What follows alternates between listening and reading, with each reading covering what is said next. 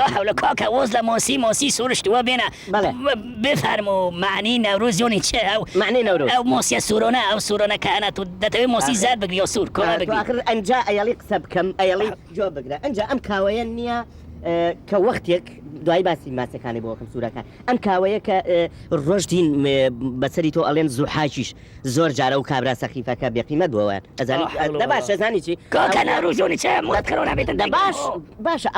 ئەڵێن زوحاکیش وتوێتی ماسی مەرێ بەکاوە کاوە نەیاوە تێزانی چی کردووە یەک چەکوشەکە جارە یەک بۆ گزیاوە لە دەمودانی ئەڵێن دەمودانی پڕ بۆ لە خوێیان كوكا بيبرا روستا بيبرا بخاطر خود باشه تو بقسم دباش كوكا لا يودس بيدا كان روستا يك دو سي كوكي كومرو لا يودس بيدا كان كاي جوتمون او جولا بوشا تمام باشه دباش دس بيمكن انجا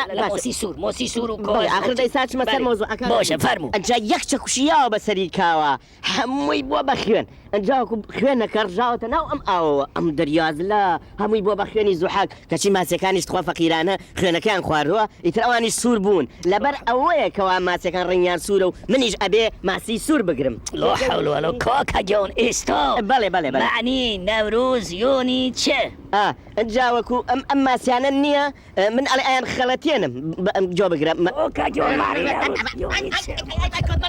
يك ساعة من دالي قرو معني نوروز يوني